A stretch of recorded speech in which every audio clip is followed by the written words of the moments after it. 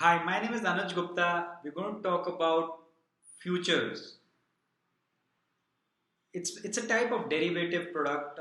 There are two kinds of derivative products which we mainly deal in. That is future and options. आज का topic हम future पे रख रहे हैं. तो फ्यूचर बेसिकली दो तरीके से या तीन तरीके से हम लोग यूज़ कर सकते हैं. एक हेजिंग पर्पस के लिए, एक आर्बिट्राज अपॉर्चुनिटी के लिए और एक स्पेकुलेटर की तरह. हेजिंग बेसिकली क्या होती है इसकी, यदि आपको आपका एक स्टॉक पोर्टफोलियो ऑलरेडी है जिसकी आपने पोजीशन ले रखी है, 10 लाख का पोर्टफोलियो मान लीजिए कि आपने स्टॉक का पोर्टफोलियो है आपने ले रखा है and which is very very closely tracked by और very closely related to the index like a Nifty index. और मान लीजिए कि उसका डायरेक्ट रिलेशन निफ्टी से आप जब पिछले 5-10 सालों से देख रहे हो, तो जब निफ्टी ऊपर जाती है तो आपका स्टॉक पोर्टफोलियो ऊपर जाता है, और जब जब निफ्टी नीचे जाती है तो आपका स्टॉक पोर्टफोलियो भी नीचे जाता है. ये भी हो सकता है कि आपका निफ्टी से पोर्टफोलियो का कोई लेना देना नहीं है, विच मीन्स कि जो आपका स्टॉक पोर्टफोलियो है और निफ्टी का मूवमेंट है वो बिल्कुल अलग है. तो वहाँ पे आपका जो स्टॉक पोर्टफोलियो तब बढ़ता है जब आपके अंडरलाइंग स्टॉक प्राइसेस बढ़ते हैं, आपका स्टॉक पोर्टफोलियो तब घटता है जब आपके अंडरलाइंग स्टॉक प्राइसेस नीचे गिरते हैं.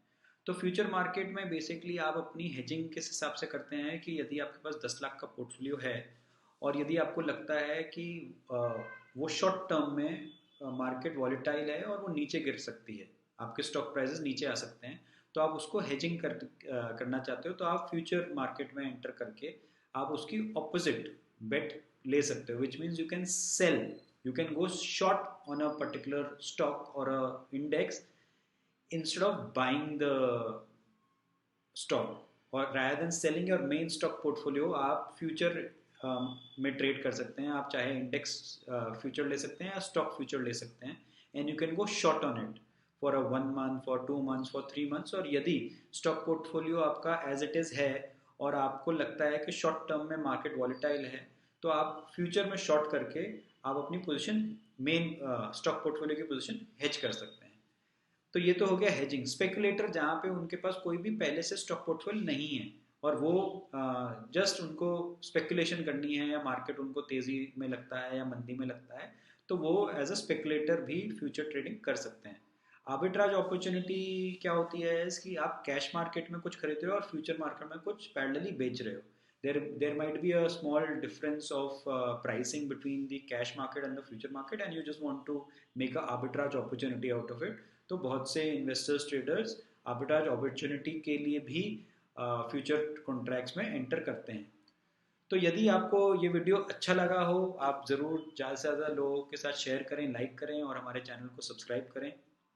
यदि आपका डीमैट ट्रेडिंग अकाउंट नहीं खुला हुआ है और आप ट्रेडिंग डीमैट अकाउंट खोलना चाहते हैं, तो we given a link in the description box, जहाँ पे आप लिंक को क्लिक करके आप डायरेक्टली अपना डीमैट अकाउंट भी खुलवा सकते हैं.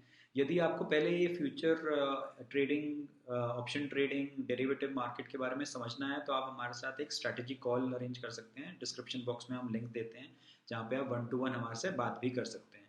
तो ये वीडियो बनाने का मकसद बेसिकली क्या है, इसकी आप में एक फाइनेंशियल अवेयरनेस फैलाना और ये समझाना कि यदि आप फाइनेंशियल प्रोडक्ट्स को अच्छी तरह से समझ गए, तो फ्यूचर में मतलब आने वाले टाइम में आपको रिस्क एंड रिवॉर्ड की डेफिनेशन भी समझ में आ जाएगी, और आपका जब पोर्टफोलियो बड़ा होता रहेगा तो आने वाले वॉलेटाइल मार्केट्स में आप बेटर प्रिपेयर्ड रहेंगे in terms of the risk management.